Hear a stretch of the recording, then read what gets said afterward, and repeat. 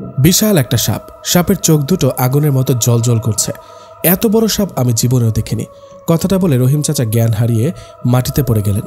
রহিম চাচা কোন সাপের কথা বলেছে জানেন? সেটা কোনো সাধারণ সাপ নয়, ওটা নাগিন। 150-200 বাড়ি নিয়ে আমাদের গ্রামের পাশ দিয়ে বয়ে গেছে ছোট নদী। গ্রামের একদিকে জঙ্গল, অন্যদিকে ফসলি জমি। বেশ কিছুদিন আগের কথা, রাত 1টা কি 2টা হবে। আমার ঘুম ভেঙে যায় একটা শোষো আওয়াজে। এরকম আওয়াজ কোথা থেকে আসছে এটা দেখতে চোখ খুললাম। চোখ খুলতেই আমার হার্ট অ্যাটাক হবার অবস্থা। আমি বিছানায় শুয়ে আমার চারিদিকে গোল করে বিশাল আকারে একটা সাপ আমাকে পেঁচিয়ে শুয়ে আছে। এই দৃশ্য দেখে নিজেকে যেন বিশ্বাস করতে পারছি না। এদিকে আমি জেগে যাওয়ায় সেই সাপটা মাথা তুলে আমার দিকে তাকিয়ে রইল। মনে হচ্ছিল এই বুঝি আমাকে গিলে খাবে। ভয়ে কাঁপতে লাগলাম, চিৎকারও দিতে পারছি না। কি করব ভেবে না পেয়ে সাহস করে একটা চিৎকার দিলাম। আমার চিৎকারে মা বাবা দরজার সামনে এসে দাঁড়ায়, আওয়াজ করতে লাগলো আর বলতে লাগলো, নিশাদ বাবা কি হয়েছে, দরজা খোল। মা বাবার কথায় আওয়াজ পেয়ে আমাকে পেঁচিয়ে থাকা সাপটা জানালা দিয়ে দ্রুত বেরিয়ে গেল। সাপটা চলে যাওয়ায় আমি দৌড়ে দরজাটা খুলে মা বাবাকে জড়িয়ে ধরে বললাম, বাবা সাপ সাপ। বাবা বলল, কোথায় সাপ? একটু আগে এখানে ছিল, আমাকে পেঁচিয়ে ধরে। সাপটাকে দেখেই তো চিৎকার দিলাম। মা বলল, কি বলিস দেখি তো। এই বলে মা খাটের নিচে তাকিয়ে দেখলেন। তখন আমি বললাম, খাটের নিচে নেই, জানালা দিয়ে চলে গেছে। বাবা এত বড় সাপ আমি জীবনে দেখিনি, অনেক বড়। সাপটার চোখগুলো জ্বলজ্বল করছে। বাবা বলল, তোর মনে হয় কোথাও ভুল হচ্ছে। তুই না বললি অনেক বড় সাপ? এত বড় সাপ এই ছোট জানালার ফাঁক দিয়ে বাইরে গেল কিভাবে? তাই তো, কিন্তু বাবা আমি তো দেখেছি সাপটা এই জানালা দিয়ে বাইরে গেছে। এসব বাদ দে তো, ভয় পাস না। তোর কোনো ক্ষতি করেনি তো? কামড় দিয়েছে নাকি? আমি বললাম, না বাবা, কামড় টামড় দেয়নি, দরজা লাগিয়ে ঘুমা, এটা হয়তো তোর মনের ভুল। এই কথাটা বলে মা বাবা রুমে চলে গেলেন। আমি দরজাটা লাগিয়ে বিছানায় বসে ভাবতে লাগলাম, এটা কি ঘটলো? আমি কি ভুল কিছু দেখলাম? না, ভুল না, ঠিকই তো দেখেছি। এত বড় সাপ জানালার এত ছোট ফাঁক দিয়ে বাইরে গেল কিভাবে? এই ভেবে জানালার কাছে গিয়ে বাইরে তাকালাম, কিন্তু না, বাইরে তো কিছুই নেই। মনে যখন একবার ভয় ঢুকেছে তখন কি এত সহজে সে ভয় কাটে? সেই রাতটা ভয়ে আর ঘুমায়নি, জেগে কাটিয়ে দিয়েছি। যাই হোক, এভাবে সেই রাতটা কেটে গেল। পরের দিনটাও ভালোই কেটে গেল। পরের রাতে আমার সাথেও ঠিক একই ঘটনা ঘটল। ঘুম থেকে জেগে দেখি সেই সাপ আমাকে পেঁচিয়ে শুয়ে আছে। গত রাতের মতো এবারও চিৎকার দিই। এবার আমার মা বাবা সহ আশপাশ গ্রামবাসী অনেকেই আসে আমার চিৎকারে। সবাই এসে জিজ্ঞেস করায় আমি সব ঘটনা ওদের খুলে বলি, কিন্তু দুঃখের বিষয় হলো আমার কথা কেউ বিশ্বাস করে না, যে যার মতো চলে যায়। এর ঠিক 2 রাত পর এই রহমত চাচা, যার কথা গল্পের শুরুতে বলেছিলাম, তিনি ওই সাপটাকে দেখে চিৎকার দেন। ওনার চিৎকারে গ্রামের অনেকে ওনার কাছে দৌড়ে যান। তখন রহিম চাচা বলেন, বিশাল একটা সাপ, সাপের চোখ দুটো জ্বলজ্বল করছে, এত বড় সাপ আমি জীবনে দেখিনি। কথাটা বলে রহিম চাচা জ্ঞান হারিয়ে মাটিতে পড়ে গেলেন। সবাই মিলে রহিম চাচাকে ধরে জ্ঞান ফেরানোর পর রহিম চাচা বলেন, আমি বাথরুম যাবার জন্য বাইরে গিয়েছিলাম। হঠাৎ পাশের ঝোপের ওদিক থেকে শোষো আওয়াজ আসতে থাকে। আওয়াজটা শুনে আমি ওইদিকে যেতেই এত বড় সাপটাকে দেখেছি। রহিম চাচার মুখে কথাটা শুনে একজন আরেকজনের দিকে তাকিয়ে বলে, নিশাদ তাহলে ঠিক বলেছে। ঠিক নয় তো কি, আমার কথা তো কেউ বিশ্বাস করেননি, এখন বিশ্বাস হলো তো? আমার কথা শুনে গ্রামের কজন ঠিক করলেন সকাল হতে একজন সাপুড়েকে গ্রামে নিয়ে আসা হবে। এই কথাটা বলে সবাই যে যার মতো বাড়িতে চলে গেলেন। পরের দিন সকালে গ্রামের কয়েকজন মিলে একজন সাপুড়িকে গ্রামে নিয়ে আসলেন। সাপুড়ে গ্রামে আসায় সবাই এক জায়গায় জড়ো হলেন। এদিকে সবাইকে এক জায়গায় জড়ো হতে দেখে গ্রামের মেম্বার উনি সবাইকে জিজ্ঞেস করলেন, সবাই এক জায়গায় কেন, কারণ কি? মেম্বারের কথা একজন সব ঘটনা মেম্বারকে খুলে বললেন। সব ঘটনা শুনে মেম্বার সেই সাপুড়িকে বললেন, সাপুড়ে দেখো তো সবাই কি বলে, হঠাৎ গ্রামে সাপের আবির্ভাব হলো কিভাবে? সাপুড়ে বলল, আপনি কোনো চিন্তা করবেন না মেম্বার সাহেব, আমি আপনাদের সব সমস্যার সমাধান করে দিব। কোনো সাপ থাকবে না আপনাদের গ্রামে। আমরাও তো এটাই চাই। এখন 2-1 সাপটাকে দেখেছে, কয়দিন পর তো সবাই দেখবে। আর সাপ তো এমনি এমনি ঘুরে বেড়াবে না, মানুষকে ছোবল দিয়ে মেরে ফেলবে। সাপুড়ে বলল, সেই সুযোগ আর সে পাবে না। সবাই শোনেন, আমি আপনাদের গ্রামে আসলাম, এসে গ্রামটা ঘুরে দেখে আর আপনাদের মুখে বর্ণনা শুনে যা বুঝলাম সেটা শুনলে অনেকে ভয় পেতে পারেন, কিন্তু ভয়ের কোনো কারণ নেই, আমি তো আছি। সবাই শোনেন, আপনাদের গ্রামে যে সাপটা আছে এটা কোনো সাধারণ সাপ না, এটা হলো নাগিন। নাগিন? সাপুরের মুখে কথাটা শুনে গ্রামের সবাই ভয়ে একজন আরেকজনের দিকে তাকিয়ে নিজেদের মতো কথা বলতে লাগলো। সবার কথা শুনে মেম্বার সাহেব বললেন, সাপুরে আমাদের গ্রামে হঠাৎ নাগিন আসলো কোথা থেকে? এগুলো তো আমার বাপদাদাদের মুখে শুনতাম, নাগিনের কথা। এখন এটা সমাধান কি সেটা বলো। আমি গ্রামের মেম্বার, গ্রামের সবার ভালো মন্দ তো আমাকে দেখতে হবে। সাপুরে বলল, আপনি কোনো চিন্তা করবেন না মেম্বার সাহেব। সবাই শোনেন, আমি আজকে রাতটা আপনাদের গ্রামে থাকবো। আজ রাতে সন্ধ্যার পর কেউ বাইরে বের হবেন না, কোনো প্রকার আওয়াজ শুনলেও বাইরে আসবেন না। আমি আজ রাতে সে নাগিনকে ধরব। কাল সকালে সবাই আবার এইখানে একত্র হবেন। এখন সবাই চলে যান। সাপুরের কথা শুনে আমার বাবা ওনাকে বললেন, সাপুরে সেটা না হয় বুঝলাম, আমার ছেলের কি হবে? রহিম তো সাপটাকে দেখেছে, কিন্তু সেই সাপটা মানে নাগিন তো আমার ছেলের রুমে আসে, ওকে পেঁচিয়ে শুয়ে থাকে। আপনি কোনো চিন্তা করবেন না, আজকের পর থেকে এই সমস্যা আর হবে না।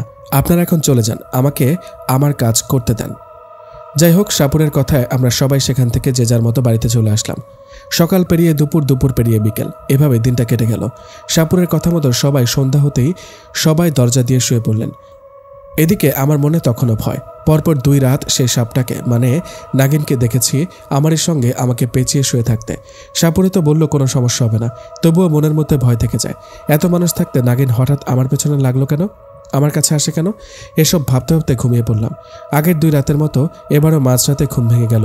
ঘুম ভেঙে যেতেই আমি আবারও সেই নাগিনকে আমার রুমে দেখলাম, কিন্তু এবার আমার কাছে না, আমার থেকে একটু দূরে ফনা তুলে আমার দিকে তাকিয়ে আছে। এই দৃশ্য দেখে দিলাম এক চিৎকার। আমার চিৎকারে মা বাবা রুমে আসলেন। আজ আর ভয়ে আশেপাশে কেউ আসলেন না। বাবা রুমে আসতে আমি সব ঘটনা খুলে বললাম। সাপুরে তো বলল সমস্যা হবে না, তবুও কেন নাগিন আমার রুমে? বাবা আমাকে শান্ত করে বলল, ভয় পাস না বাবা, সকাল হোক, সকাল হলে দেখি সাপুরে কি ব্যবস্থা করে। বাবার কথায় সাহস পেয়ে আর একা ঘুমায়নি। সে রাতে বাবা আমার সাথে ঘুমিয়েছে। সবার শুধু অপেক্ষা সকাল হবার। সকাল হতেই গ্রামের 2-3 জনের চিৎকারে গ্রামের সবাই আবার একত্র হলেন। একত্র হবার পর মেম্বার জিজ্ঞেস করলেন, কি সমস্যা, চিৎকার করছো কেন?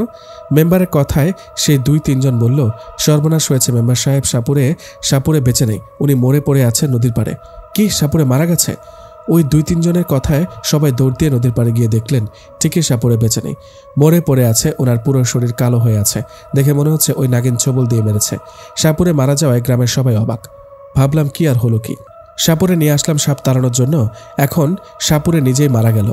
গ্রামের সবার মাঝে ভয়ের ছাপ। কি থেকে কি হয়ে গেল?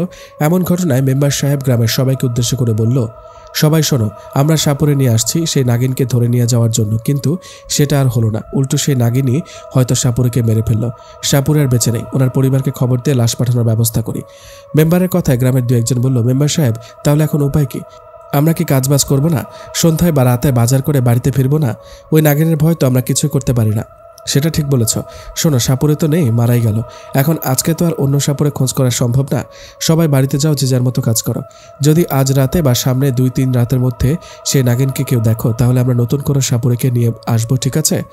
এখন সবাই চলে যাও। মেম্বারের কথায় সবাই চলে গেলেন। এদিকে আমি চলে গেলাম আমার বন্ধু সুমনের সাথে দেখা করতে। ওর সাথে দেখা হতে সুমন বলল, কিরে নিশাদ, এসব কি শুনছি? তোদের গ্রামে নাকি সাপের আবির্ভাব হয়েছে? আরও শুনলাম সেটা নাকি নাগিন নাকি তোর কাছে আসে। হ্যাঁ রে, তুই ঠিকই শুনেছিস। 3 দিন ধরে এই অবস্থা। নাগিনের জ্বালায় একটা সাপুরে নিয়ে আসছি। নাগিনের তো কিছু হলোই না, উল্টো সাপুরেকে ছবল দিয়ে মেরে ফেললো। গ্রামে এত মানুষ থাকতে নাগিন আমার পেছনে কেন যে লাগলো? সুমন বলল, আহা নিশাদ, নাগিন মনে হয় তোর প্রেমে পড়েছে। তুই তো আর সাধারণ কেউ না, এখন থেকে তুই নাগরাজ। কেমন আছিস নাগরাজ? দূর, মজা করিস না, আমার অবস্থা ভালো না। শোন, তোকে একটা কথা বলি, একটা জিনিস ভেবে দেখ, নাগিনটা তোকে যদি পছন্দ না করতো তাহলে তোর কাছে আসে কেন? আর তোর কাছে এসে তোকে পেঁচিয়ে শুয়ে থাকে, কিন্তু তোর কোনো ক্ষতি করে না। তার মানে তোকে মারতে নয়, ভালোবাসে তাই আসে। কি বলিস, নাগিন আমাকে ভালোবাসতে আসবে কেন? সেটা তো জানি না ভাই। আচ্ছা এসব বাদ দে, আজকে রাতে দেখা করিস তো, এক জায়গায় যাব। কোন জায়গায়? হ্যাঁ, তোর গার্লফ্রেন্ডের সাথে দেখা করতে যাবি তাই না? হ্যাঁ। দাঁত কেলাবি না, আমি পারবো না। কদিন আগেই তো গেলাম। রাতের বেলা জঙ্গলে গিয়ে লুকিয়ে থাকতে হয়, এসব ঝামেলায় আর যাব না। যেতে হয় তুই একা যা। না করিস না ভাই। আরে পাগল, জানিস তো আমাদের গ্রামের অবস্থা, সন্ধ্যা হলে কেউ বাইরে বের হয় না। আমাকে কি মা বাবা বাইরে যেতে দিবে নাকি? নাগিনের ভয়ে বল, আমি আজ যেতে পারবো না, যেতে হলে একা যাবি। ঠিক আছে, তাহলে তাই করব। আচ্ছা এখন বাড়িতে যা, আর সাবধানে থাকিস। কিছু ঘটলে আমাকে কল করে জানাস, কেমন? হ্যাঁ ঠিক আছে, যা। বন্ধু সুমনের কাছ থেকে বিদায় নিয়ে বাড়িতে চলে আসলাম। বাড়িতে আসার পর সে রাতের ঘটনা। ভয়ে রুমের লাইট অফ করতে মন চায় না। কি জানি ওই নাগিন আমার কাছে চলে আসে যদি। এদিকে আমার এই অবস্থা দেখে বাবা আমার সাথে আমার পাশেই বেশ কিছুক্ষণ থাকলেন। বেশ কিছুক্ষণ থাকায় নাগিনকে দেখতে না পেয়ে বাবা তার রুমে গিয়ে শুয়ে পড়লেন। এদিকে মনের মধ্যে ভয় নিয়ে কিছুক্ষণ পর ঘুমিয়ে পড়লাম। আমার ঘুম আসার ঠিক পরপরই সে নাগিন এসে হাজির। আগেরবারের মতো সে নাগিন আমার রুমে আমার পায়ের কাছে এসে ফনা তুলে দাঁড়িয়ে আমার দিকে তাকিয়ে আছে। নাগিনকে দেখে চিৎকার দিতে যাব, ঠিক তখনই নাগিন আমারই সামনে একটা সুন্দরী মেয়ের রূপে রূপান্তরিত হলো। এটা কিভাবে সম্ভব? আগে মানুষের মুখে শুনেছি, মুভিতে দেখেছি, কিন্তু এবার সামনাসামনি দেখেছি। নিজের চোখকে বিশ্বাস করতে পারছি না। অবাক হয়ে ভয়ে ভয়ে বলে উঠলাম, কে আপনি? নাগিন বলল, 3 রাত আমাকে দেখে কি বুঝুনি আমি কে? আমি নাগিন। আমার কাছে কি চান আপনি? দেখুন, আমি আপনার কোনো ক্ষতি করিনি, আপনিও আমার কোনো ক্ষতি করবেন না, চলে যান আপনি। আরে ভয় পেও না, আমি তোমার বা তোমার পরিবারের কিচ্ছু করব না। তুমি আমার কথা শোনো। কি শুনবো? আমার ভয় করছে। ভয়ের কিচ্ছু নেই, আমার প্রতি বিশ্বাস রাখো। আমি তোমার কাছে আসি তোমাকে ভালো লাগে তাই। তোমাকে কিছু করব না। আমাকে ভালো লাগে মানে? আপনি তো নাগিন, আপনার নাগরাজ কই? নাগিনের সাথে তো নাক থাকে। হ্যাঁ থাকে, কিন্তু সেটা বিয়ের পর। আমি তো এখন যুবতী, বিয়ের বয়সে কেবল পা রাখলাম, আমার নাগরাজ হয়নি এখনো। সেটা না হয় বুঝলাম, কিন্তু আপনি গ্রামে আসায় গ্রামের অনেকে ভয়ে আতঙ্কে থাকে, তার উপর আবার সাপুরেকে মেরে ফেলেছেন। এটা ভুল, তোমরা আমাকে ভুল ভাবছ। আমি তো কাউকে মারিনি। নাগিন আর আমার কথার আওয়াজ কিছুটা বাবা শুনে পাশের রুম থেকে ডাক দিয়ে বলেন, নিশাত, কার সাথে কথা বলিস? এই সাবধান, আমার কথা বলো না। বলো, কলে কথা বলছো? বাবা, কই, কারোর সাথে কথা বলছিলাম না। এই বলে নাগিনকে ফিসফিস করে বললাম, এই আপনি চলে যান, বাবা হঠাৎ করে রুমে আসতে পারে। ওকে, যাচ্ছি, কিন্তু আমাকে কথা দাও, কাল তোমাদের গ্রামের যে জঙ্গল আছে ওখানে যাবে, আমার সাথে দেখা করবে। না না, এটা আমি পারবো না। তাহলে আমিও যাব না। তোমার বাবা রুমে আসুক, এসে আমাকে দেখে ফেলুক। কিন্তু আমার তো ভয় করে। কোনো ভয় পেও না। শোনো, কাল শেষ বিকেলে সন্ধ্যার আগে তুমি জঙ্গলে আসবা। ওইখানে আসলেই আমি তোমার সামনে আসবো, কথা বলবো। আর হ্যাঁ, একা আসবে, আমার কথা কাউকে বলো না, তাহলে তোমার সমস্যা হবে। এই কথাটা বলে নাগিন আবারও সাপের রূপ নিয়ে চলে গেলেন। নাগিন চলে যাওয়ার পর আমি বেশ চিন্তিত হয়ে পড়লাম। নাগিন আমাকে কাল দেখা করতে বলল। আবার কিছু করবে না তো? কিছুই যদি করবে তাহলে তো আগেই করতে পারতো। যা হবার হবে, কাল দেখা করব নাগিনের সাথে, এই ভেবে ঘুমিয়ে পড়লাম। পরের দিন বিকেলে নাগিনের সাথে দেখা করার সময় হয়ে আসছে। কি করব বুঝতে পারছি না। মনের সাহস নিয়ে বাড়ি থেকে বেরিয়ে বন্ধু সুমনকে কল দিলাম। সুমনকে কল দিয়ে বললাম জরুরি দেখা করতে। আমার কথায় সুমনও দেখা করলো। ওর সাথে দেখা হতেই সুমন বলল, কিরে, এত জরুরি দেখা করতে বললি, কোনো কারণ আছে নাকি? হ্যাঁ, আমার সাথে চল, এক জায়গায় যেতে হবে। কোথায় যাব? তোর নাগিন গার্লফ্রেন্ডের সাথে দেখা করতে নাকি? হাসিস না, ব্যাপারটা তেমনই। মানে ব্যাপারটা কি দোস্ত, খুলে বলতো। দেখ, আমার বলতে মানা আছে, তবুও তোকে বিশ্বাস করে বলছি, মরে গেলেও আর কাউকে কখনো বলবি না। ওই যে নাগিন আছে না, ও তো আমার কাছে আসতো, এটা জানিস। গতরাতে এসেছিল, কিন্তু এবার মানুষের রূপে আমার সাথে কথা বলেছে। নাগিন বলেছে আজ ওর সাথে জঙ্গলে দেখা করতে। তোকে ডাকলাম, সেজন্য আমার সাথে চল। কি? না ভাই, আমি যাব না, তুই একা যা। আরে পুরো কথাটা তো শুনবি। তোকে নাগিনের কাছে যেতে বলিনি। আমি নাগিনের কাছে যাব, কথা বলবো, তুই দূরে দাঁড়িয়ে লুকিয়ে থাকবি। যদি দেখিস আমি চিৎকার করছি বা দৌড় দিয়েছি, তখন তুই এগিয়ে যাবি, তার আগে না। আমার ভয় করছে। আরে ভয়ের কিছু নেই বোকা, চল তো। এই বলে সুমনকে নিয়ে আমার গ্রামের সে জঙ্গলের দিকে যেতে লাগলাম। জঙ্গলের বেশ কিছুটা কাছে গিয়ে সুমনকে বললাম, সুমন, তুই এখানে লুকিয়ে থাক, আমি নাগিনের কাছে গিয়ে কথা বলে আসি। আমার কথায় সুমন একটু দূরে লুকিয়ে পড়ল। আমি জঙ্গলের ভেতর গিয়ে নাগিনকে খুঁজতে লাগলাম। এদিকে তখনই হঠাৎ সে নাগিন আমার পেছন থেকে বলে উঠল, তুমি আসছো তাহলে? আমি খুব খুশি হয়েছি। আমাকে ডেকেছেন কেন এখানে? ভালো লাগার মানুষের সাথে কেউ কেন দেখা করে? তোমাকে দেখব, কথা বলবো, সেজন্য ডেকেছে। কি কথা বলেন? তোমাকে না মানা করেছে আমার সাথে দেখা করতে আসবা, কথা বলবা, এটা যেন কাউকে না জানাও। তাহলে তোমার বন্ধুকে সাথে নিয়ে আসছো কেন? ও, তাহলে আপনি জেনে গেছেন? আসলে ভয় করছিল, হাজার হলেও আপনি নাগিন। তোমার বন্ধুকে বলেছো, মেনে নিলাম, কিন্তু আর যেন কেউ না জানে।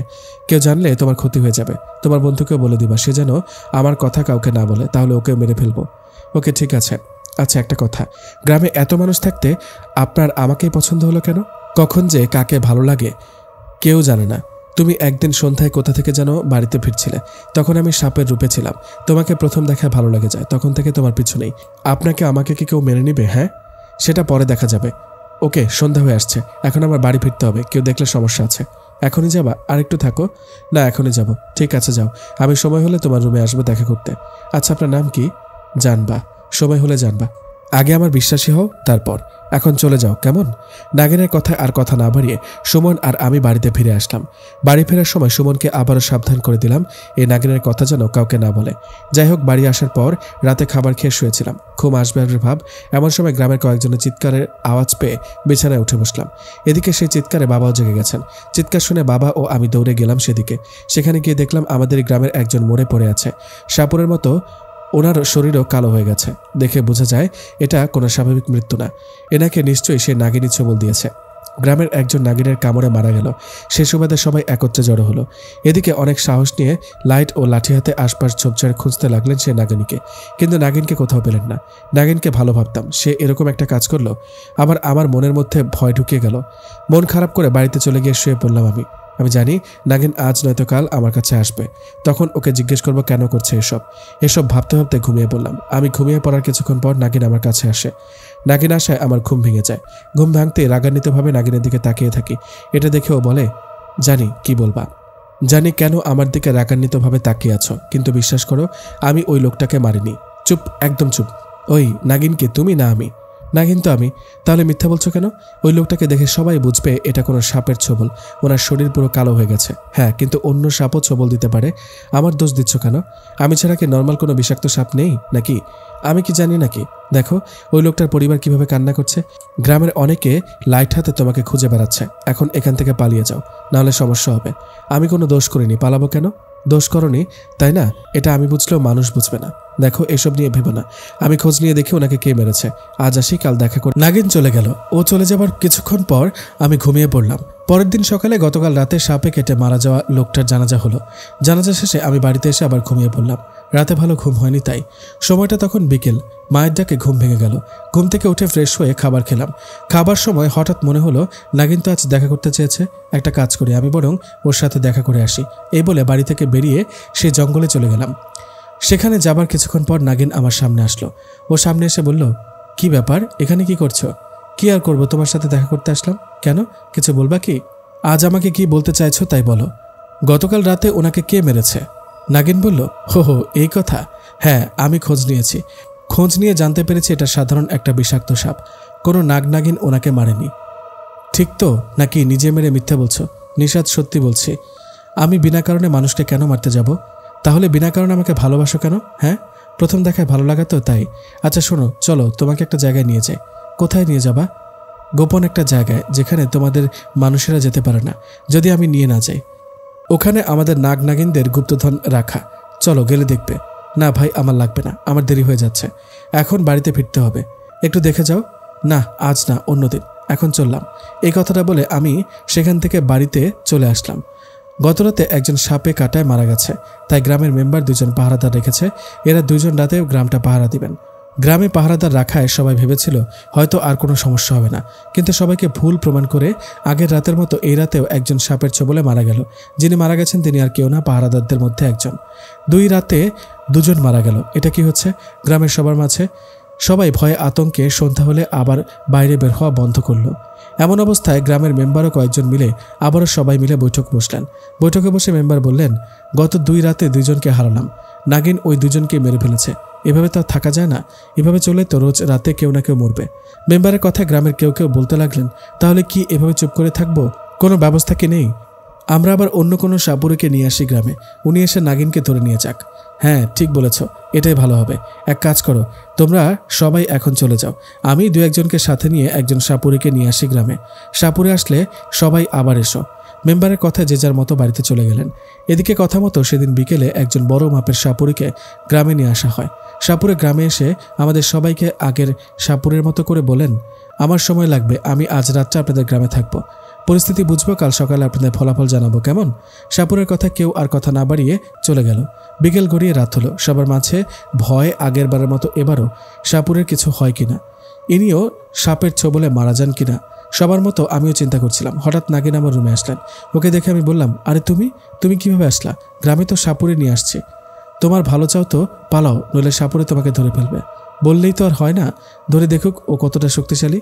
সাপুরের কথা ছাড়ো, আগে বলো তুমি এই কাজ করনি তো? 2 রাতে 2জন মারা গেল, সবাই বলা বলি করছে তুমি 2জনকে মেরেছ।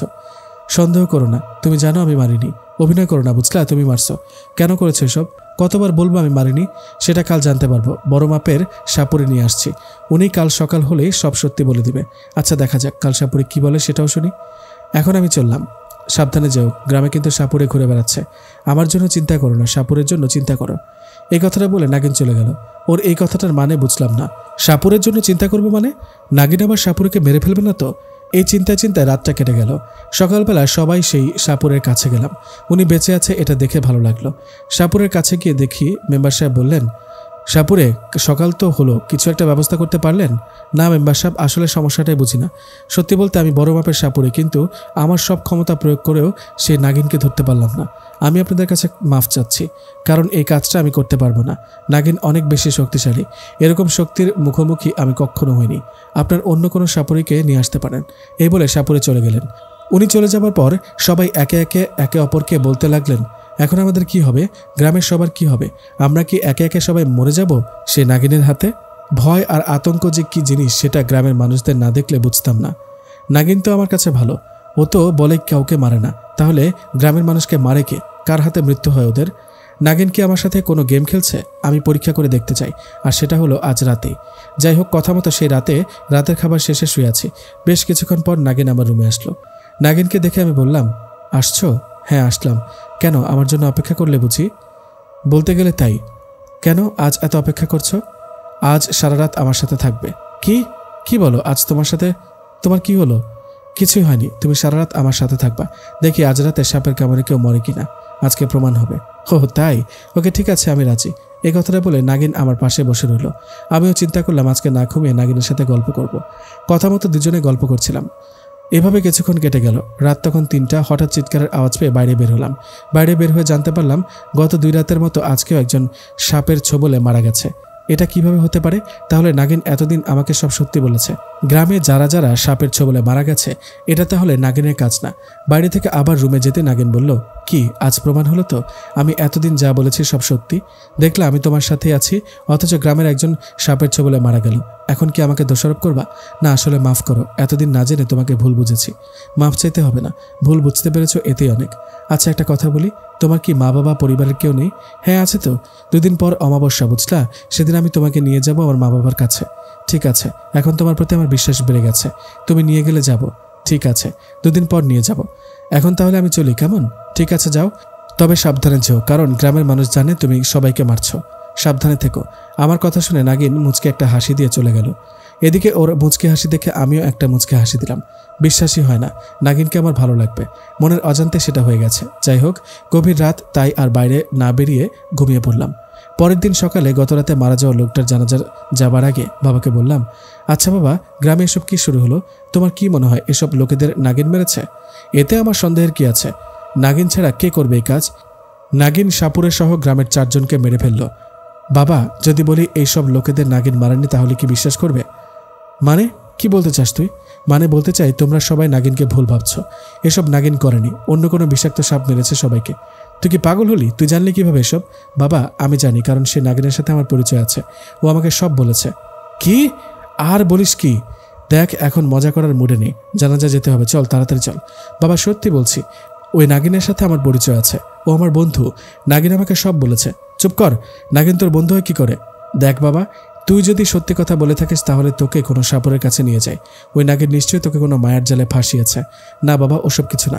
নাগিন খুব ভালো, ও বিনা কারণে কাউকে মারতেই পারে না। নাগিন কখনো ভালো হয় না, মরতে না চাইলে ওর থেকে দূরে থাক। আমার কথা শোন, নাগিন এখন থেকে তোর কাছে আসলে চিৎকার দিবি, আমাকে ডাকবি। ধুর বাবা, তুমি মিছে মিছে ভয় পেও না তো।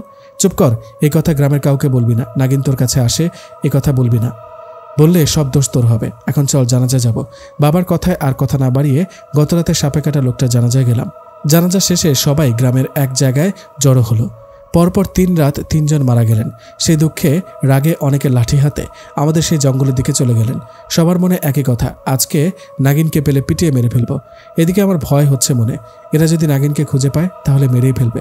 সবাই জঙ্গলে গিয়ে অনেক খুঁজলো, কিন্তু নাগিনকে কোথাও পেল না। নাগিনকে না পেয়ে সবাই আবার গ্রামে ফিরে আসলো। গ্রামে ফিরে মেম্বার সাহেব সবাইকে উদ্দেশ্য করে বললেন, এভাবে আর কতদিন চলবো? পরপর 2টা সাপুরে নিয়ে আসলাম, 2জনই ব্যর্থ হলো। তোমাদের কাছে কোনো ভালো সাপুরে খোঁজ আছে কি? মেম্বারের কথায় একজন বলে উঠল, হ্যাঁ মেম্বার সাহেব, আমার খোঁজে একজন ভালো বড় মাপের সাপুরে আছে। আমার মনে হয় উনি পারবে নাগিনকে ধরতে। তাই নাকি? তাহলে তাই করো, আমরা কাল গিয়ে ওনাকে নিয়ে আসি। কাল সাপুরেকে নিয়ে আসবো। আজকে রাতে সন্ধ্যার পর কেউ রুমের বাইরে বের হবে না। যত যাই হোক, বাইরে না বের হলে তো মরতে হবে না। এখন সবাই কাজে চলে যাও। মেম্বারের কথায় সবাই যে যার মতো বাড়িতে চলে গেলেন। এদিকে আমিও বাড়ি ফিরে গেলাম। দিনটা পার হয়ে রাত নামলো। সন্ধ্যা হতেই প্রাণের ভয়ে সবাই যে যার মতো রুমের দরজা দিয়ে শুয়ে পড়লেন। এদিকে রুমে আমি শুয়ে শুয়ে নাগিনের অপেক্ষা করছিলাম। রাত 12টার পর নাগিন আমার রুমে আসলো। ও রুমে এসে আমার দিকে তাকিয়ে বলল, কি ব্যাপার, মন খারাপ কেন? তোমার জন্য। আমার জন্য মানে? আমি আবার কি করলাম? তুমি কিছু করনি। কাল গ্রামের সবাই মিলে বড় মাপের সাপুরে নিয়ে আসবে, তাই তোমার জন্য চিন্তা হচ্ছে। হো এই কথা, এটা নিয়ে তুমি কোনো চিন্তা করো না। চিন্তা করবো না কেন? তুমি তো কোনো অপরাধ করনি। সাপুরে এসে তো তোমাকেই ধরবে, তাই না? বললেই তো আর ধরা হয় না। আমি সাধারণ কোনো সাপ নই, নাগিন। আমার বংশের অনেকে এখনো বেঁচে আছে, এত সহজে আমার সাথে পারবে না। তাই নাকি? তবুও চিন্তা হয়। আমি বলি কি, তুমি 2-3 দিনের জন্য আমাদের গ্রাম ছেড়ে দূরে কোথাও পালিয়ে যাও। কালকে সাপুরে এসে চলে যাক, তারপর এসো। আরে তুমি মিছে মিছে চিন্তা করছো। আমার শক্তি সম্পর্কে তুমি কিছুই জানো না। আমার কিচ্ছু হবে না, একদম চিন্তা করবে না। চিন্তার কি আর শেষ আছে? রোজ রাতে কেউ না কেউ মরে যাচ্ছে। তুমি কি কিছু একটা করতে পারো যে বিষাক্ত সাপ আমাদের গ্রামে থাকুক তুমি তার সাথে যুদ্ধ করে মেরে ফেলো? অন্য সাপের জন্য সবাই তোমাকে দোষারোপ করছে। হ্যাঁ, সেটা ঠিক বলেছ। ঠিক আছে, আজকে রাতে তোমাদের গ্রামে থাকা সব বিষাক্ত সাপকে মেরে ফেলবো। ঠিক আছে, এখানে কিছুক্ষণ থাকো, তারপর চলে যেও। এদিকে আমার কথার উত্তরে নাগিন কিছু বলতে যাবে, ঠিক তখনই মা বাবা দরজার ঠকঠক আওয়াজ করছে আর বলছে, নিশাদ দরজা খোল। সর্বনাশ, মা বাবা এসে গেছে। মা বাবার আওয়াজ শুনে নাগিন দ্রুত সেখান থেকে চলে গেল। এদিকে আমি উঠে দরজা খুলতেই মা বাবা বলতে শুরু করলো, কোথায় কোথায় ও? আমি বললাম, কাকে খুঁজছো বাবা? নাগিন। নাগিন কোথায়? তোর বাবা কি বলো, কোথায় নাগিন? এখানে তো কেউ নেই। নিশাদ অভিনয় বাদ দে, বল নাগিন কোথায়? আমরা পাশের রুম থেকে তোদের কথার আওয়াজ শুনেছি। বিশ্বাস না হলে তোর মাকে জিজ্ঞেস কর। হ্যাঁ বাবা, তোর বাবা ঠিকই বলেছে। বাবা সত্যি বলছি, নাগিন এখন নেই, তবে ও আসছিল, তোমাদের কথা শুনে পালিয়ে গেছে। পাগল হয়ে গেছিস? তোর বিচার কালকে করব। আগে কাল সাপুরে আসুক, তারপর দেখি নাগিন কেমনে পালিয়ে যায়। এখন দরজা দিয়ে ঘুমা। এ বলে বাবা রাগ করে চলে গেল। আমি দরজাটা লাগিয়ে মন খারাপ করে ঘুমিয়ে পড়লাম। গ্রামের সবার কথা মতো পরের দিন দুপুরে আমাদের গ্রামে সেই বড় সাপুরিকে নিয়ে আসা হলো। গ্রামে সেই বড় সাপুরিকে নিয়ে আসলো। সাপুরে গ্রামে এসে সবাইকে উদ্দেশ্য করে বলল, আপনারা আমাকে গ্রামে নিয়ে আসছেন নাগিনকে ধরতে, কিন্তু আপনাদের গ্রামে তো কোনো সাপ নেই। মেম্বার সাহেব বললেন, কি বলো সাপুরে, কি বলতে চান খুলে বলো তো? মেম্বার সাহেব, ডাক্তার যেমন রোগীকে দেখে বলে তার কি রোগ, আমিও তেমন কোথাও আসলে বুঝি সেখানে কোনো সাপ আছে কিনা। আপনারা আমাকে গ্রামে নিয়ে আসলেন সাপ তাড়ানোর জন্য, কিন্তু আপনাদের গ্রামের নাগিন তো দূরের কথা, একটা সাপও নেই। সাপ না থাকলে আমাদের গ্রামের এত সব মানুষকে মারল কে ছবল দিল তা তো জানি না, তবে আমি শিওর আপনাদের গ্রামে কোনো সাপ নেই। আপনারা আমাকে মাফ করবেন, আমি চলে গেলাম। এ বলে সাপুরে চলে গেল। এদিকে ভরা মজলিসে আমরা সবাই সাপুরে চলে গেল। গ্রামে নাকি কোনো সাপ নেই, কিন্তু আমি তো জানি নাগিন আসলেই আছে। সবাই একে অপরের সাথে কথা বলছে। এমন সময় একজন অপরিচিত লোক সবাইকে চুপ হতে বলে মেম্বার সাহেবকে বললেন, মেম্বার সাহেব, আমি জানি আমাদের গ্রামে সমস্যাটা কিসের আর কোথায়। এই কে আপনি? আপনাকে তো আগে কখনো আমাদের গ্রামে দেখিনি। আমি আমার এক আত্মীয়ের বাড়িতে এসেছি, এদিক দিয়ে যাচ্ছিলাম, হঠাৎ এখানে এত লোক জড়ো হতে দেখে দাঁড়ালাম। এতক্ষণ এখানে দাঁড়িয়ে সাপুরের সব কথা শুনলাম। মেম্বার সাহেব, আমি একজন কবিরাজ, আমার সাথে একজন জিন থাকে। আমি ওই জিনের মাধ্যমে সব খোঁজখবর নিতে পারি। আমি জানি আপনাদের গ্রামে আসলে সমস্যা কোথায়। তাই নাকি? তাহলে বলুন তো আসলে সমস্যা কোথায়? এখন না মেম্বার সাহেব, রাতে বলবো। আপনারা সবাই রাতে একত্রিত হবেন, আমি সব ঘটনা খুলে বলবো। ঠিক আছে, তবে তাই হোক, এখন সবাই বাড়িতে চলে যাও। কবিরাজের কথা মতো রাতে সবাই একত্রিত হবেন, কেমন? মেম্বার সাহেবের কথা সবাই যে যার মতো বাড়িতে চলে গেল। আমি ও বাবা বাড়ির দিকে যেতে লাগলাম। হঠাৎ সেই কবিরাজ আমাকে আর বাবাকে উদ্দেশ্য করে ডাক দিলেন। কবিরাজের কথায় আমি ও বাবা থেমে কবিরাজকে জিজ্ঞেস করলাম, কিছু কি বলবেন? জবাবে কবিরাজ বললেন, হ্যাঁ বলবো, অনেক কিছু বলবো, কিন্তু এখানে না, চলেন আপনাদের বাড়িতে চলেন। এই কথাটা বলে কবিরাজ আমাদের সাথে আমাদের বাড়িতে আসলো। বাড়িতে এসে বাবা বললেন, বসেন কবিরাজ সাহেব। আচ্ছা, আপনি সবাইকে বলছিলেন আমাদের গ্রামে কোনো সাপ নেই, আসলে কি সত্যি তাই? হ্যাঁ, এটাই সত্যি। কিছু মনে করবেন না, আমার মনে হয় কি আপনি ভণ্ড কবিরাজ, তা না হলে সবাইকে মিথ্যা বলতেন না। আসলে এই গ্রামে নাগিন আছে, আর আমি নাগিনকে রোজ দেখি, ও আমার কাছে আসে। তাই না? শোনেন, আমি এখন যে কথাটা বলবো সেটা শুনে আপনারা তো অবাক হবেন, যারা একদিন এই গল্পটা শুনবে তারাও অবাক হবে। বাবা বলল, কি কথা কবিরাজ সাহেব, খুলে বলুন তো। কবিরাজ বলল, শোনেন, আপনারা যাকে নাগিন ভাবছেন, যে নিষাদের কাছে আসে সে আসলে কোনো নাগিন না, সে আসলে একটা পরী। পরী মানে কি? ও নাগিন, ওকে আমি রোজ দেখি। কথাটা বলে উঠলাম আমি। আচ্ছা নিষাদ, এই নাগিন তোমার রুমে কি রূপে আসে, আবার কি রূপে বেরিয়ে যায়? কেন সাপের রূপে আসে আবার সাপের রূপে ফিরে যায়? একবারও কি ভেবেছ এত বড় সাপ তোমার এই ছোট্ট জানালার ফাঁক দিয়ে কিভাবে আসে, কিভাবে বেরিয়ে যায়? তা তো জানি না। হ্যাঁ, এই কথাটা আমি ওকে একদিন বলেছিলাম। কবিরাজ সাহেব, আপনি সব ঘটনা খুলে বলুন তো। আমি বললাম, কিন্তু কবিরাজ সাহেব, আমি তো নাগিনকে দেখেছি আমার সামনে সাপের রূপ নিতে। পরী হলো জিন জাতি, আর জিনেরা সাপের রূপ নিতে পারে, আরও অনেক কিছু রূপ নিতে পারে। এটা কি জানো না? আচ্ছা, আপনার কথাই মানলাম, নাগিন সাপ নয় পরী, কিন্তু ও তো ভালো, ও আমার কোনো ক্ষতি করে না, ও এমনি আমার কাছে আসে। সত্যি বলতে ও ভালোবাসে আমাকে। কবিরাজ বলল, বোকা, বড়ই বোকা তুমি। ওই পরী নাগিন রূপে তোমাকে বোকা বানিয়েছে, কারণ ও তোমার কাছে আসে তোমাকে ভালোবাসতে নয়, ও তোমাকে মেরে ফেলবে। শুধু তোমাকে না, তোমার বংশ নির্বংশ করবে। প্রতিশোধ নিতে আসছে তোমার কাছে। মানে কি বলছেন এসব উল্টাপাল্টা? ও আমার সাথে এসব কেন করবে? কেন আমাকে মেরে ফেলবে? কিসের প্রতিশোধ নিবে? কবিরাজ সাহেব, আপনার কথা যদি সত্যি হয় তাহলে বলেন, এত মানুষ থাকতে ওই পরী নিষাদকে কেন মারবে? হ্যাঁ কবিরাজ সাহেব, বলেন আসলে নিষাদ কি এমন করেছে? হ্যাঁ অবশ্যই বলবো, আপনাদের সব ঘটনা খুলে না বললে বুঝবেন কিভাবে? এ বলে কবিরাজ আমাদের বলতে শুরু করলেন। উনি আমাকে আগে একটা প্রশ্ন করলেন। কবিরাজ বললেন, আচ্ছা নিষাদ, সুমন তোমার কেমন বন্ধু? ভালো বন্ধু, আমরা দুজন তো বেস্ট ফ্রেন্ড, যেখানে যাই একসাথে যাই। তুমি মাঝে মাঝে সুমনের সাথে রাতের বেলা ওর গার্লফ্রেন্ডের সাথে দেখা করতে যেতে মনে আছে? হ্যাঁ, কিন্তু আপনি এসব জানলেন কি করে? আমি আমার সাথে থাকা জিনের মাধ্যমে এই সব খবর নিয়েছি। তুমি সত্যিটা বলো। হ্যাঁ, আমি সুমনের সাথে মাঝে মাঝে রাতে ওর গার্লফ্রেন্ডের সাথে দেখা করতে যেতাম। ওরা জঙ্গলে দেখা করতো, আমি একটু দূরে দাঁড়িয়ে থাকতাম।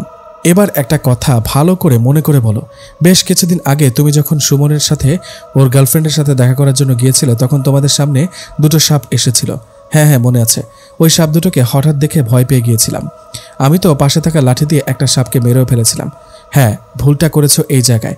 তুমি জানো ওই দুটো সাধারণ কোনো সাপ ছিল না, ওই দুটো ছিল জিন, সাপ রূপে ঘোরাঘুরি করছিল। তুমি যাকে মেরেছো সেটা কোন জিন জানো? না, কে সে? সেটা আর কেউ না, তুমি যাকে নাগিন বলো সেই নাগিনের স্বামী। ওরা স্বামী স্ত্রী দুজনে সাপ রূপে ঘুরে বেড়াচ্ছিল। হঠাৎ ওরা তোমাদের সামনে পড়ে নিজের রূপ বদলাতে পারেনি, আর তুমি একটা সাপকে মেরে ফেলেছো। তুমি পরীর স্বামীকে মেরে ফেলেছো, তাই পরী নাগিন রূপে তোমার সামনে আসছে, তোমাকে ভালোবাসার কথা বলে বোকা বানিয়েছে। মনে আছে নাগিন কি বলেছিল? অমাবস্যার রাতে তোমাকে ওর মা বাবার সাথে দেখা করাবে। হ্যাঁ, বলেছিল। আজ সেই অমাবস্যা রাত। আজ আমি তোমাদের কাছে না আসলে, সব কথা খুলে না বললে, তুমি পরীকে বিশ্বাস করে ওর সাথে যেতে, আর ও তোমাকে কষ্ট দিয়ে দিয়ে মারত। পরী চাইলে সাথে সাথে তোমাকে মারতে পারত, কিন্তু ও চায় তুমি কষ্ট পেয়ে পেয়ে মরো। কবিরাজের মুখে কথাগুলো শুনে মাথা ঘুরতে থাকে। নাগিন আমার সাথে এসব করলো, বিশ্বাসই হচ্ছে না। আমাকে চিন্তিত দেখে কবিরাজ বলল, তুমি কোনো চিন্তা করো না, আল্লাহর রহমতে আর কিচ্ছু হবে না তোমার। আমি তো আসছি, আমি থাকতে আর কোনো ভয় নেই। আমি পরীকে বোতলে ভরে মেরে ফেলবো। এই কথাটা বলে কবিরাজ আমাদের বাড়ি থেকে বেরিয়ে গেলেন। কবিরাজ চলে যাওয়ার পর বাবা আমাকে শান্ত করে বললেন, চিন্তা করিস না বাবা, কবিরাজ তো বলল উনি পরীকে ধরে বোতলে বন্দি করবেন। এই বলে মা বাবারাও চলে গেলেন। আমি বসে রইলাম বিছানায়। নাগিন কি আসলে এটা করতে পারছে? আমি ওর মুখে এসব শুনতে চাই। এই ভেবে কাউকে কিছু না বলে বাড়ি থেকে বেরিয়ে সোজা চলে গেলাম জঙ্গলে। তখন সন্ধ্যা নেমে গেছে। আমি জঙ্গলে গিয়ে ডাকছি, নাগিন কোথায় তুমি? আমার ডাকে নাগিন পেছন থেকে বললেন, নিশাদ, কি হয়েছে, এভাবে ডাকছো কেন? হঠাৎ কিছু না বলে তুমি এখানে? নাগিন, আমার দিকে তাকাও, কথা আছে তোমার সাথে। কি কথা বলো? কে তুমি? মানে আমি আবার কে? আমি নাগিন? না, মিথ্যা বলো না, আমি সব জেনে গেছি। কেন আমার সাথে এসব করলা? তোমাকে ভালোবাসতে শুরু করেছি, এভাবে আমাকে ধোঁকা দিলা? তুমি নাকি নাগিন না, তুমি নাকি পরী? বলো, সব সত্যি বলো। আমার কথায় নাগিন কোনো কথা না বলে আমার দিকে তাকিয়ে হা হা করে হাসতে হাসতে বললেন, ও তাহলে তুমি সব কিছু জেনে গেছো? জেনে যেহেতু গেছো, তোমাকে মরতে হবে। যেভাবে আমার স্বামীকে পিটিয়ে মেরে ফেলেছ, অনেক কষ্টে মারা গেছে আমার স্বামী, আমি তোমাকে সেভাবে কষ্ট দিয়ে মারবো। এই কথাটা বলে নাগিন মানে পরী আমার সামনে তার রূপ বদলিয়ে ভয়ঙ্কর রূপ ধারণ করলেন। এদিকে পরীর ভয়ঙ্কর রূপ দেখে আমি সেখান থেকে দৌড় দিতে যাব, তখনই পরী রাগে আমাকে সজোরে আঘাত করে মাটিতে ফেলে দিলেন। মাটিতে পড়ে আমি ব্যথায় চিৎকার দিয়ে উঠলাম। এদিকে পরী তখন ভয়ঙ্কর রূপে আমার দিকে এগিয়ে আসতে লাগলো। পরী এগিয়ে আসতে আমি ওকে বলতে লাগলাম, পরী না, আমার দিকে এসো না, আমি তোমার স্বামীকে ইচ্ছে করে মারিনি। আমি জানতাম না তোমরা দুজন সাপ রূপে ঘুরছিলে। আমার কথায় পরী কোনো তোয়াক্কা না করে আমাকে আঘাত করতে আসলেন। ঠিক তখনই সেখানে সেই কবিরাজ এসে দ্রুত পরীকে ধরে বোতলবন্দি করলেন। কবিরাজ পরীকে ধরে বোতলবন্দি করলেন। এদিকে আমি মাটিতে পড়ে আছি। কবিরাজ আমার কাছে এসে আমাকে ধরে উপরে তুলে বললেন, তোমাকে কত করে বোঝালাম, আমার কথা কি বিশ্বাস হয় না? বললাম না পরী তোমার উপর প্রতিশোধ নিতে মেরে ফেলবে তোমাকে? এত কিছু জেনেও এখানে কেন এসেছো? ভাগ্য ভালো আমি আসছি, নইলে কি হতো? কবিরাজের কথার উত্তর না দিয়ে চুপ করে রইলাম। আমাকে চুপ দেখে কবিরাজ বললেন, চলো, এখানে থাকা ঠিক হবে না। পরীকে তো বোতলে বন্দি করলাম, গ্রামের সবাই আমার জন্য অপেক্ষা করছে। এই কথাটা বলে কবিরাজ আমাকে নিয়ে গ্রামে ফিরে আসলেন। কবিরাজ সবাইকে বলেছিল রাত্রে একত্রিত হতে। কবিরাজের কথা মতো সবাই একত্রে বসে অপেক্ষা করছে। কবিরাজ আমাকে নিয়ে সেখানে আসায় মেম্বার সাহেব বললেন, কবিরাজ সাহেব, তুমি তো বলেছিলে আমাদের যেন কি বলবে, আমাদের গ্রামের সমস্যা কি তুমি জানো? মেম্বারের কথায় কবিরাজ মেম্বার সহ পুরো গ্রামবাসীকে সব ঘটনা খুলে বললেন। কবিরাজ সবাইকে বললেন, আসলে আমাদের গ্রামে কোনো সাপ নেই। সবাই এতদিন যাকে নাগিন ভাবত সে আসলে একটা পরী। পরী আমার উপর প্রতিশোধ নিতে আসছিল গ্রামে, আর সাপ রূপে ঘোরাঘুরি করছিল, এত সব কাহিনী করছিল। কবিরাজের মুখে এত সব কাহিনী শুনে গ্রামের সবাই অবাক। এমন কাহিনীও হতে পারে? কবিরাজের কথা শুনে মেম্বার বললেন, কবিরাজ, তাহলে কাহিনী এখানেই? তাই তো বলি গ্রামে সাপুরে নিয়ে আসলাম। সাপুরে গ্রামে কোনো সাপ খুঁজে পেল না। আসলে গ্রামে কোনো সাপ ছিল না, পাবে কিভাবে? কবিরাজ সব সমস্যার কথা বলে, এখন আমাদের সবার আরেকটা উপকার করো, ওই পরীকে ধরে মেরে ফেলো। গ্রামের সবার সামনে ও গ্রামের অনেক ক্ষতি করেছে, অনেককে সাপরূপে মেরে ফেলেছে। কবিরাজ বলল, সেটা আর বলতে হবে না, আমি অলরেডি সেই পরীকে ধরে বোতল বন্দি করেছি। তাই নাকি? তাহলে তো ভালো কথা। কবিরাজ, কোনো কথা হবে না, মেরে ফেলো। সবাই কি বলেন? মেম্বারের কথা সবাই একমত হলো। বললেন সবাই, হ্যাঁ হ্যাঁ, মেরে ফেলেন, ও আমাদের অনেক ক্ষতি করেছে। সবার কথা কবিরাজ সবাইকে চুপ থেকে বলে, মাটিতে একটা গোল বৃত্ত এঁকে সেই বৃত্তের মাঝে উনি বসে সামনে বোতলটা রাখলেন। বোতলে বন্দি পড়ি। কবিরাজকে কি জানি বিড়বিড় করে পড়ছেন আর বোতলের দিকে পানি ছুঁড়ে মারছে। পরি আমাকে ধোকা দিয়েছে, মেরেও ফেলতে চাইছে, তবুও কেন জানি ওর এই অবস্থায় আমার অনেক কষ্ট লাগলো। অবুঝ মনটাকে মানাতে না পেরে হঠাৎ করে একটা দৌড় দিয়ে কবিরাজের কাছে গেলাম। সেখানে গিয়ে বোতলটা হাতে নিয়ে ছুঁড়ে ফেলে দিলাম মাটিতে। আমি ছুঁড়ে ফেলায় বোতলটা নিচে পড়ে ভেঙে গেল। আর সবাই তখন অবাক হয়ে লক্ষ্য করলেন বোতল থেকে ধোয়ার মতো কি জানি ঝড়ের বেগে সেখান থেকে চলে গেল। এদিকে এমন অবস্থা দেখে সবাই হাঁ করে দাঁড়িয়ে রইল, কেউ কিচ্ছু বলছে না। হঠাৎ মেম্বার এসে আমার গালে ঠাস করে একটা থাপ্পড় দিয়ে বললেন, আরে আর করলে কি তুমি কি পাগল হয়েছো নাকি? পরীকে মুক্ত করে দিলা কেন? ওকে দেখে খারাপ লাগছিল, চোখের সামনে ওকে মরতে দেখে কষ্ট হচ্ছিল। গ্রামের অনেককে পরী নাগিন রূপে ছবল দিয়ে মেরেছিল, তখন কষ্ট লাগেনি? এখন কি হবে কবিরাজ মশাই? এখন কি হবে? কি আর হবে, যা হবার তা তো হলোই। পরী পালিয়ে গেছে, ওকে আর ধরা সম্ভব না। কবিরাজের কথায় গ্রামের সবাই আমার উপর রাগারাগি করতে লাগলেন, কেউ কেউ তো মারতে আসলেন। এদিকে এমন অবস্থা দেখে মেম্বার সবাইকে শান্ত করে বললেন, সবাই থামো, নিষেধের বিচার পরে করছি, আগে পরীর কি ব্যবস্থা হয় সেটা শুনি। কবিরাজ বলল, আর কোনো ব্যবস্থা নেই, পরী পালিয়েছে। তবে আপনারা কোনো চিন্তা করবেন না, ওই পরী আপনাদের গ্রামে আর কারো কোনো ক্ষতি করবে না। আমি সেরকম কাজ করে দিয়ে যাচ্ছি। ঠিক আছে, তবে তাই করুন। আর হ্যাঁ, নিষেধের বাবা শোনো, আজকের পর যদি গ্রামের আর কোনো ক্ষতি হয়, কেউ যদি সাপের কামড়ে মারা যায়, তাহলে এসবের দায় নিষেধের উপর পড়বে, ওর তখন কঠিন বিচার হবে। আমার বাবা বলল, নিষাদ একটা অন্যায় করেছে, কি আর করার, এরপর কোনো সমস্যা হলে আপনাদের যা মন চায় করবেন। এই কথাটা বলে বাবা আমাকে নিয়ে বাড়িতে গেলেন। এদিকে কবিরাজও সবার কাছ থেকে বিদায় নিয়ে চলে গেলেন। আমি বাড়িতে আসার পর বাবা আমার উপর অনেক রাগারাগি করলেন, অনেক বকাঝকা করলেন। বাবার বকা মুখ বুজে সহ্য করছিলাম। দোষটা তো আমারই। পরীকে ভালো লাগতো, ও নাগিন হয়ে আমার জীবনে আসছিল, কিন্তু ও যে প্রতিশোধের জন্য এসেছিল এটা কে জানে। যাই হোক, এমন ঘটনার পর আমার মন সবসময় খারাপ থাকতো। এভাবে কেটে গেল 3টা দিন। এই 3 দিনে গ্রামে কারোর কোনো ঘটনা ঘটেনি। আমি হয়তো ভেবেছি গ্রামে আর কোনো সমস্যা হবে না, পরী আমার কাছে আর আসবে না, কিন্তু আমার ধারণা ভুল প্রমাণ করে 3 দিন পর পরী আমার সাথে দেখা করতে আসলো। সময়টা তখন রাত 2টা কি 3টা। হঠাৎ মশার পো পো আওয়াজে ঘুম ভেঙে গেল আমার। ঘুম ভাঙতে আমি নিজেকে দেখলাম জঙ্গলে শুয়ে আছি। আমি এখানে কিভাবে আসলাম? ভয়ে শরীরে লোম দাঁড়িয়ে গেল। সেখান থেকে উঠে দৌড়াতে যাব, ঠিক তখনই খেয়াল করলাম পরী আমার পাশে বসে আমার দিকে তাকিয়ে আছে। পরীকে পাশে আর নিজেকে জঙ্গলে দেখে বুঝতে পারলাম পরী আমাকে এখানে নিয়ে আসছে, হয়তো আমার সাথে খারাপ কিছু ঘটতে যাচ্ছে। ভয়ে ভয়ে পরীকে বললাম, পরী, আমি এখানে কেন? আমাকে এখানে কেন নিয়ে আসছো? দেখো, আমার কোনো ক্ষতি করো না, আমাকে বাড়িতে যেতে দাও। পরী বলল, ভয় পেও না নিষাদ, আমি তোমার কোনো ক্ষতি করব না। আমি আমার ভুল বুঝতে পেরেছি। আমি ও আমার স্বামী সাপ রূপে ঘুরে বেড়াচ্ছিলাম। তুমি তো মানুষ, সাপ দেখে ভয় পেয়ে মেরে ফেলেছ, এটা তো ইচ্ছা করে করোনি। ওহ, তুমি কি আসলে নিজের ভুল বুঝতে পেরেছো, নাকি আবার নতুন কোনো অভিনয় শুরু করেছো? দেখো, দয়া করে নতুন করে ধোকা দেওয়ার কোনো প্ল্যান করো না, এর চেয়ে আমাকে মেরে ফেলো। আরে না, সত্যি বলছি, আমি আমার ভুল বুঝতে পেরেছি। 3 দিন ধরে তোমাকে নিয়ে ভাবলাম, আমি তোমাকে মেরে ফেলতে চেয়েছিলাম, এমনকি আঘাতও করেছি। এত কিছুর পরও তুমি আমাকে কবিরাজের হাত থেকে বাঁচিয়ে দিলে। আচ্ছা, একটা কথা বলো তো। কি কথা? তুমি আমাকে কবিরাজের হাত থেকে বাঁচালে কেন? আমাকে ভালোবাসো? এমনি বাঁচিয়েছি। না না, এমনি এমনি কিভাবে হয়? আমার প্রতি ভালোবাসা না থাকলে কি এত মানুষের সামনে আমাকে বাঁচাতে? এত কিছু বলতে পারবো না, এত কিছু জবাব দিতে ইচ্ছুক নই। বাহ, ঢঙও করতে পারো দেখি মেয়েদের মতো। তুমি কি মেয়ে নাকি মেয়েদের মতো অভিমান করো? আমার কোনো ঢং নেই, ওকে? এখন আমি বাড়িতে চললাম। না, এখন যেতে দিব না, একটু পর চাও। কেন?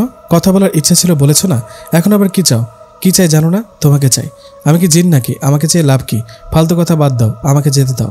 না, আগে বলো আমার প্রতি তোমার ভালোবাসা আছে কিনা, তা না হলে যেতে দিব না। না, বলবো না, চললাম আমি। না, যেতে দিব না, চিৎকার দিব কিন্তু। দাও। এত রাতে তুমি জঙ্গলে চিৎকার দিলে সবাই তোমাকেই চোর ভেবে পেটাবে, এর চেয়ে আমি যা বলি সেটার উত্তর দাও আর চলে যাও। হ্যাঁ, তোমার প্রতি আমার ভালোবাসা ছিল, এখন নেই। আর কিছু শুনবা? এখন নেই কেন? দেখো নিষাদ, যা হবার হয়েছে। তোমাকে আমার ভালো লাগে, তোমার প্রতি ভালোবাসা বেড়ে গেছে, আমাকে মাফ করে দাও। তোমার কোনো ভুল নেই, মাফ চাচ্ছ কেন? এখন আমাকে যেতে দাও।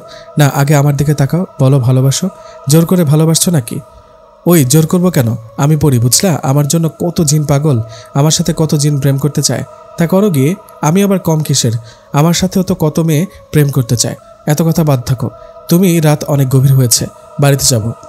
এই বলে সেখান থেকে বাড়ির দিকে আসতে লাগলাম। ওদিকে পরী আমার পেছন পেছন আসতে লাগলো। ওকে দেখে বললাম, পেছন পেছন আসছো কেন? আমার কথার জবাবে পরী বলল, তোমাকে যদি আবার নাগিন ছবল মারে তখন কি হবে? তাই তোমাকে নিয়ে বাড়িতে পৌঁছে দিচ্ছি। লাগবে না, এগিয়ে দেওয়া। ঢং, নিজে নাগিন সেজে গ্রামের এত মানুষের ক্ষতি করলো, এখন আসছে ঢং করতে। নিশা, তুমি এখনো অনেক কাহিনী জানো না। তুমি কেন গ্রামের কেউ জানে না? কি কাহিনী শুনি? তোমরা ভাবছো আমি নাগিনের রূপে গ্রামের লোকেদের মারছি। না নিশাদ, বিশ্বাস করো, আমি একজনকেও মারিনি। এখানে একজন ভিলেন আছে যে এত সব কাজ করেছে এবং সামনেও করবে। মানে কি বলো? সে কে? পড়ি, এখন বলবো না, কাল বলবো। কাল কেন, আজ বলো। আজ না, ওই দেখো একটা লোক, তাড়াতাড়ি লুকিয়ে পড়ো, নইলে অনেক কথা জিজ্ঞেস করবে। পরীর কথায় তাড়াতাড়ি লুকোতে যাবে, ঠিক তখনই সেই লোকটা আমাকে দেখে ফেলে বলল, এই নিষাদ না, তুমি এত রাতে এই জঙ্গলের দিকে আসছো কেন? মতলব কি, চুরি টুরি করো নাকি? আমি বললাম, চুরি করি আপনাকে কে বলেছে? হুদাই কথা বললে হবে? চুরি না করলে কোথায় গিয়েছিলে এত রাতে? টয়লেট করতে গিয়েছিলাম। তোমার কি বাসায় টয়লেট নেই? জঙ্গলে গেছো কেন? মাঝে মধ্যে জঙ্গলে করতে মন চায়, আপনার সমস্যা? সোজা কথা জিজ্ঞেস করছি, তারা উত্তর দিচ্ছ কেন, বেয়াদব ছেলে। হ্যাঁ, আপনি ভালো মানুষ। তা ভালো মানুষ, আপনি এত রাতে বাইরে কি করেন? আমার বাড়ি এখানেই, আমি বের হলে দোষের কি? তা আমার বাড়ি কি বিদেশে নাকি? আমিও তো এই গ্রামেরই ছেলে। লোকটা বলল, মুখে মুখে কথা না বলে বাড়িতে যাও। ওনার কথায় আর কথা না বাড়িয়ে বাড়ির দিকে যেতে লাগলাম। তখন আবারও পরি আমার কাছে এসে হাসতে লাগলো, বলল, তোমার আর লোকটার কাহিনী দেখে ভালো লাগলো। তোমার জন্য এত কিছু শুনতে হলো কেন? আমাকে বাইরে নিয়ে আসছো কেন? এখন বলো তো, কি আসল কাহিনী? আমার কথায় মুচকে হাসি দিয়ে পরি বলল, আগে বলো ভালোবাসো, তারপর সব বলবো। পরে বলবো, এখন বলো কি বলতে চাইছিলে? সত্যি শুনবা? হ্যাঁ বলো। তুমি যদি নাগিনী রূপে আমার গ্রামে এত সব মানুষকে না মেরে ফেলো, তাহলে কে মারলো? কে আছে গ্রামের মানুষের এত বড় ক্ষতি করলো? যে করেছে সেও একটা পরী। মানে তুমি শুনতে চাইলে না নাগিন রূপে তোমার গ্রামের মানুষদের কে মারে? সেটাই বললাম, একটা পরী আছে, ও সাপের রূপে এতদিন তোমাদের গ্রামের মানুষদেরকে মেরেছে। কি বলো? কিন্তু কেন? ওই পরীটা এমনি এমনি তোমাদের গ্রামে আসেনি, ওকে আসতে বাধ্য করা হয়েছে। ওই পরী প্রতিশোধ নিতে আসছে তোমাদের গ্রামে। ও তোমার গ্রামের মোট 7 জনকে মেরে ফেলবে। এর মধ্যে 4 জন অলরেডি মরে গেছে, বাকি আছে আরও 3 জন। আমি বললাম, পরী কি বলছো এসব? আচ্ছা, ওই পরীটা কোনো সাপের রূপে মারছে বলো তো? এসবের পেছনে দায়ী কে? এসবের পেছনে যে দায়ী সেটা হলো মেম্বার। কি মেম্বার সাহেব মানে? শোনো, সব ঘটনা খুলে বলি। আমরা জিন জাতি, আমাদের কিছু কিছু বংশের জিনদের কাছে অনেক ধন সম্পদ সোনাদানা থাকে। এগুলো আমাদের সম্পদ, তাই এগুলো আগলে রাখার দায়িত্ব আমাদের। একদিন হয় কি, তোমাদের গ্রামের মেম্বার আরও কয়েকজন মিলে রাত করে বাড়িতে ফিরছিল। তখন তারা জঙ্গলের মধ্যে ওই সোনার কলস দেখতে পায়। সেই কলসের মধ্যে অনেক ধন সম্পদ আছে। সবাই দেখে বুঝে ফেলেন এটা কোনো সাধারণ কলস না, এগুলো জিনদের সম্পদ। এগুলো হাত দেওয়া ঠিক না, ভুল জেনেও মেম্বারও তার সাথে থাকা 6 জন মিলে ওই কলসটা নিয়ে বাড়িতে আসেন আর লুকিয়ে রাখেন। এদিকে হয় কি, মেম্বারও বাকি 6 জন কলসটা বাড়িতে নিয়ে আসার পর ওই পরীটা অনেকবার তাদের স্বপ্নে এসে বলেন তার কলস, তার সম্পদ তাকে ফিরিয়ে দিতে, নইলে সমস্যা হবে। এইভাবে ওই পরী মেম্বার ও সবাইকে অনেকবার সতর্ক করেন, কিন্তু এরা সবাই পরীর কথার কোনো তোয়াক্কাই করেন না। এই জন্য ওই পরীটার প্রতিশোধ নিতে সাপ রূপে এক এক করে সবাইকে মেরে ফেলছে। 4 জন মরছে, সামনে মেম্বার সহ আরও 2 জন মারা যাবে। এত বড় ধোঁকা! ভিতরে ভিতরে আসলে এই কাহিনী। মেম্বার সাহেব তো মনে মনে তাহলে সবই জানেন। সব জেনে শুনে মানুষের সামনে এত অভিনয় করছেন দিনের পর দিন। অভিনয় করে লাভ নেই, ওই পরীর সামনে সাপের রূপে আবারও ওদেরকে ছোবল দিয়ে মারবে। এখানে আমার সাথেও একটা গেম খেলা হয়েছে। আমি তোমার কাছে আসতাম সাপ রূপে, আর ওই পরীটাও সবাইকে সাপ রূপে মেরে ফেলেছে। এতদিন দোষ করেছে ও, কিন্তু সবাই ভুল বুঝেছে আমাকে। ওই পরী যদি সবাইকে মেরে ফেলে, তাহলে কবিরাজ ওর কথা কাউকে বলল না কেন? কবিরাজ তো তোমাকে ধরতে আসছে, মেরে ফেলতে চাইছে। দেখো, কবিরাজ হলে হবে না, শক্তি থাকতে হবে। কবিরাজের চেয়ে ওই পরীটা খুব শক্তিশালী, তাই কবিরাজ এত গভীরে যেতে পারেনি। পরী, তাহলে এখন কি হবে? কি করলে মেম্বার ও বাকি 2 জন বেঁচে যাবে? বাঁচার একটাই পথ, মেম্বারকে বলো পরীর ধন সম্পদ ভরা কলসটা ফিরিয়ে দিতে। ওর সম্পদ ওকে ফিরিয়ে দিলে হয়তো ও মাফ করতে পারে, কিন্তু যদি পরীর সম্পদ ফিরিয়ে না দেয়, সেটা আত্মসাৎ করতে চায়, তাহলে সবগুলো মরবে। নাগিনও আমার কথার মাঝে হঠাৎ গ্রামের একদিক থেকে চিৎকারের আওয়াজ আসতে শুরু করলো। আওয়াজটা পেয়ে পরী বলল, দেখলে, বলতে না বলতে একজন মারা গেল। ওই পরীটা সাপের রূপে আরেকজন মেরে ফেলল। এখন বাকি আর 2 জন, 2 জনের মধ্যে একজন মেম্বার। তুমি মেম্বারকে সব ঘটনা খুলে বলো, আর বাঁচতে চাইলে পরীর সম্পদ ফিরিয়ে দিতে বলো। পরীর কথায় অবাক হয়ে দাঁড়িয়ে রইলাম। এমন কাহিনী তো সিনেমাকেও হার মানাবে। আমাকে অবাক হয়ে দাঁড়িয়ে থাকতে দেখে পরী বললেন, নিশাত, এখানে দাঁড়িয়ে থেকো না, বাড়িতে যাও, আবার কেউ তোমাকে দেখে ফেলে সমস্যা হবে। পরীর কথায় ওকে বিদায় দিয়ে বাড়িতে চলে গেলাম। বাড়িতে যাবার পর শুয়ে পড়লাম, আর কিছুক্ষণ পর ঘুম। পরের দিন সকালে আমার ঘুম ভেঙে গেল পরীর ডাকে। পরী ডাকছে, নিশাত ওঠো, আর কত ঘুমাবে? আজকে না ঈদের দিন, ঈদের নামাজ পড়তে যাবে না? পরীর ডাকে জেগে গিয়ে বললাম, কয়টা বাজে? তুমি এখানে কেন? আসলাম তোমাকে দেখতে, জাগিয়ে দিলাম। এখন ওঠো, গোসল করে নামাজের জন্য রেডি হও, আমি দেখি তোমাকে কেমন লাগে দেখতে। এদিকে তখন দরজার বাইরে থেকে মা ডাকছে, নিশাত ওঠ, নামাজে যাবি না? তোর বাবা গোসল করছে। মায়ের কথায় বিছানা থেকে উঠে পরীকে বললাম, এই তুমি এখন যাও, আমি গোসল করে নামাজে যাই। কেন? আমার সামনে রেডি হও, আমি দেখি। আমার সামনে রেডি হও, আমি দেখি? হাসছে আমার বউটা। যাও, আমার দেরি হয়ে যাচ্ছে। ঠিক আছে, এখন গেলাম, পরে আসবো। এদিকে আমি উঠে গোসল করে নামাজ পড়ে বাড়িতে আসলাম। এদিকে গত রাতে সাপে কেটে মারা যাওয়া লোকটার এখনও জানাজা হয়নি, তাই নামাজ শেষে বাড়িতে ফিরে সবাই সেই লোকটার জানাজায় গেলাম। জানাজা ও মাটি শেষে সবাই আবার একত্রে হয়ে আলোচনা করতে লাগলাম। সবাই একে অপরকে বলাবলি করতে লাগলো। আবারও সমস্যা শুরু হয়েছে, নাগিন আবারও ফিরে আসছে। কিছুদিন তো ভালোই ছিলাম। এদিকে সবার কথার মাঝে মেম্বার বললেন, সবাই চুপ করো, গ্রামে আবারও সমস্যা শুরু হয়েছে। কবিরাজ তো বলেছিল ওই পরী আর কারো ক্ষতি করবে না, সে পালিয়ে গেছে, তাহলে এবার কেন একজনকে মরতে হলো? আমি বললাম, সেটা তো আপনি ভালো জানেন মেম্বার সাহেব, জেনেও না জানার ভান করছেন কেন? মানে কি বলতে চাও? মানে বলতে চাই অন্যের সম্পদ জোরপূর্বক নিজের কাছে রাখলে সে পেছনে লাগবেই। পরীর জিনিস পরীকে ফিরিয়ে দিন, তাহলে তো সবার মরতে হয় না। আমার কথা শুনে গ্রামের কয়েকজন মেম্বারের দিকে তাকিয়ে বললেন, মেম্বার সাহেব, নিষাদ কি বলছে এগুলো? আপনি কি কিছু জানেন? সবার কথায় মেম্বার না বোঝার ভান করে বলে উঠলেন, না, আমি তো কিছুই জানি না। ও পাগল হয়ে গেছে, নিজের দোষ এখন আমার উপর চাপাচ্ছে। নিজের দোষ মানে কি? আমি কি দোষ করলাম শুনি? কি করেছো মনে নেই? সেদিন তুমি পরীকে বাঁচিয়েছ কেন? সেদিন পরীকে কবিরাজ বেড়ে ফেলে আজ আর এই দিন দেখতে হতো না, আবার একজন মরতো না। যেহেতু পরীকে মুক্ত করেছো তুমি, তার মানে তুমি দোষী, এখন তোমারই বিচার হবে। কেন আমার বিচার হবে কেন? আমি কি মেরেছে নাকি? তুমি মারোনি, কিন্তু পরীকে তো সাহায্য করেছো। এই বলে মেম্বার ও আমার মাঝে ঝগড়া শুরু হলো। গ্রামের একদল মেম্বারের পক্ষে আরেকদল আমার পক্ষে। এভাবে বেশ কিছুক্ষণ ঝগড়া হবার পর বাবা আমাকে নিয়ে বাড়িতে গেলেন। মেম্বার সাহেব সবার সাথে অন্যায় করেছে, উনি অপরাধ করে সবার সামনে ভালো সাজার অভিনয় করছে। যাই হোক, সেই রাতে পরী আমার কাছে আসলো। ও এসে বলল, কি হলো, তুমি তো অনেক বোকা। কেন? আমি আবার কি করলাম? সবার সামনে মেম্বারের সাথে ঝগড়া করতে গেলে কেন? শোনো, মেম্বারকে একা বুঝিয়ে বলবা, ওনাকে বলবা ওই পরীর সম্পদ যদি ওকে ফিরিয়ে না দেয় তাহলে পরী সাপের রূপে ওনাকে মেরে ফেলবে। উনি তো স্বীকার করে না, সবার সামনে হয়তো করেনি, কিন্তু একা বললে ঠিকই স্বীকার করবে। আচ্ছা ঠিক আছে, দেখি কাল কথা বলে। পরী ও আমি দুজনে কথা বলার এক সময় হঠাৎ দরজা দিয়ে ধাক্কা দিয়ে খুলে বাবা ভিতরে চলে আসলেন। বাবাকে দেখে পরী খুব দ্রুত বাতাসে মিলে গেল, কিন্তু বাবার চোখ ফাঁকে দিতে পারল না। বাবা পরীকে ঠিকই দেখে ফেললেন। পরী আমার কাছে আসেন। বাবা আমার কাছে এসে আমার গালে ঠাস করে একটা থাপ্পড় দিয়ে বললেন, তুই কি পাগল? এত কিছু হবার পরও তুই পরীর সাথে কথা বলিস, যোগাযোগ রাখিস? পরী আবারও তোকে বোকা বানাচ্ছে, না জানি কোন দিন কি করে বসে। আজকের পর যদি পরীকে তোর কাছে আসতে দেখি তাহলে আমি নিজে কবিরাজের কাছে গিয়ে পরীকে ধরে মেরে ফেলবো। বাবার এমন কথার মাঝে পরী আমাকে অবাক করে বাবার সামনে এসে উপস্থিত হলেন। হঠাৎ পরীকে দেখে বাবা ভয়ে 2 পা পিছিয়ে গেলেন। বাবার এমন অবস্থা আমি বললাম, বাবা ভয় পেও না, পরী তোমার কিচ্ছু করবে না। পরী, তুমি বাবার সামনে আসলে কেন? পরী বলল, তোমার বাবার সাথে কথা বলবো। আমি কথা না বললে তোমার মা বাবা তোমাকে ভুল বুঝবে। আপনি নিষাদের বাবা হন, তাই আমি বাবা বলেই কথা বলি। বাবা আমাকে দেখে ভয় পাবেন না, আর নিষাদেরও কিচ্ছু বলবেন না ওকে, কারণ আপনাদের গ্রামের সবার মৃত্যুর লোভের কারণে হয়েছে। এই বলে পরী বাবাকে সব কথা খুলে বললেন। বাবাকে বললেন মেম্বার সাহেব কতটা লোভী। পরীর মুখে এসব ঘটনা শোনার পর বাবা অবাক হয়ে বললেন, মেম্বার সাহেব এতটা লোভী, আমরা ওনাকে কতটা সম্মান করি, সেই উনি কিনা জিনদের ধন সম্পদ নিয়ে এসে নিজের কাছে রাখে। ওসব তো রাখতে পারবে না, ওই পরী ঠিকই সময় মতো নিয়ে যাবে। সেটা তো বুঝলাম, কিন্তু এসব বলতে গেলে তো মেম্বার উল্টো আমাদের উপর রাগারাগি করবে। সেটা নিয়ে আপনি চিন্তা করবেন না। নিষাদ গিয়ে ওনাকে একা বুঝিয়ে বললে ঠিক হবে। আপনি এখন রুমে গিয়ে ঘুমিয়ে পড়েন, এসব নিয়ে চিন্তা করেন না। কিন্তু নিষাদকে নিয়ে চিন্তা করবেন না, ওর কিচ্ছু হবে না, আপনি যান। বাবা যাও, রুমে গিয়ে ঘুমাও, কোনো সমস্যা হবে না।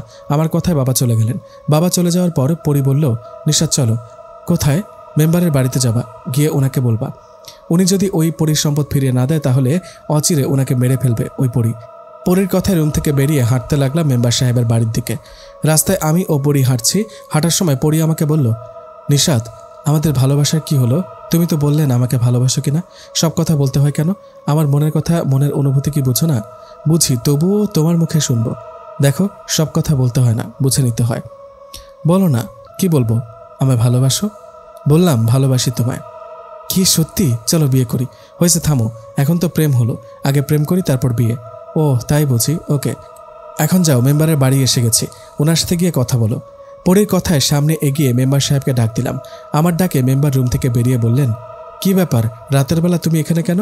আসছি আপনার সাথে কথা বলতে। কি কথা? আপনি তো জানেন কি বলতে আসছি। দেখেন, আমি আপনার ভালোর জন্যই বলছি, ওই পরীর ধন সম্পদ ওকে ফিরিয়ে দিন, নইলে ওর হাতে মরবেন আপনি। আবার শুরু করলা? তোমাকে কতবার বলবো আমি এসব কিছুই নেইনি। অভিনয় বন্ধ করুন, আমি সব জানি। এখানে একা আছেন তাই স্বীকার করুন।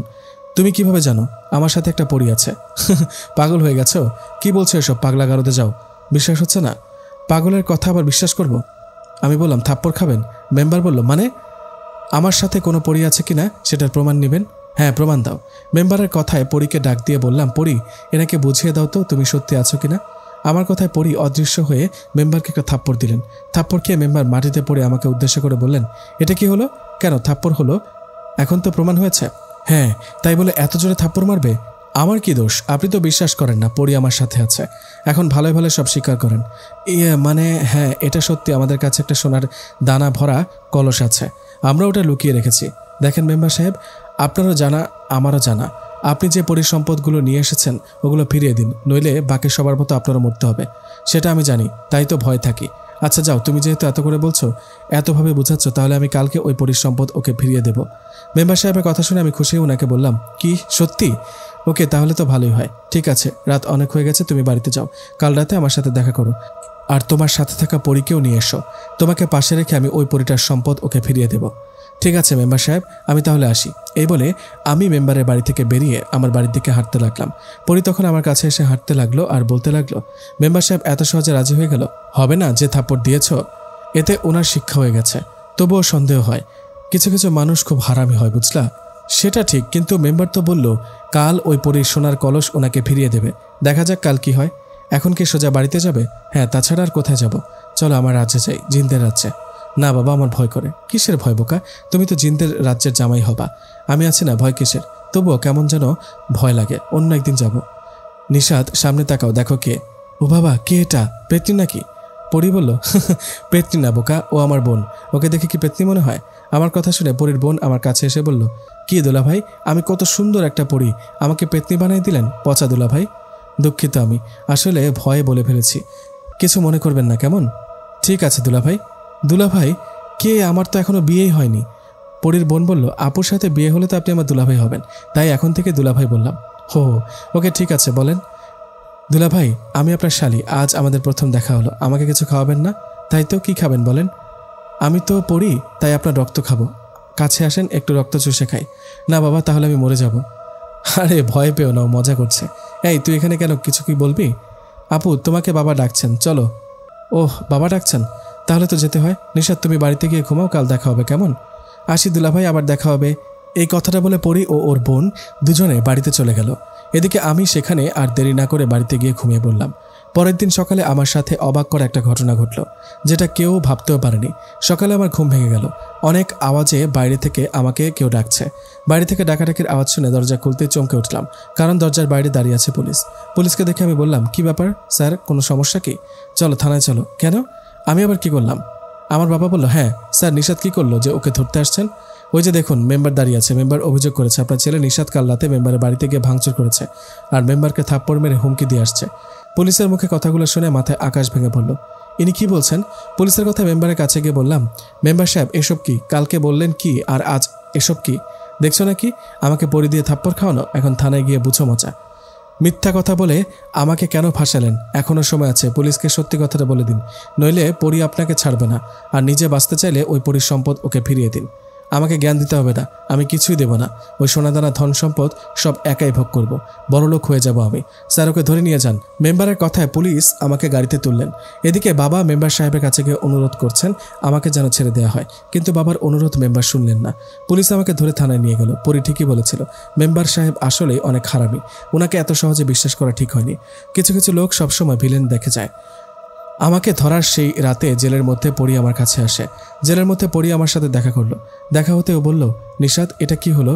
বলেছিলাম না মেম্বার সাহেবকে বিশ্বাস করতে নেই। কি করব বলো, সবাইকে একবার ভালো হবার সুযোগ দিতে হয়। লোভ মানুষকে ধীরে ধীরে মৃত্যুর দিকে নিয়ে যায়, বুঝলা?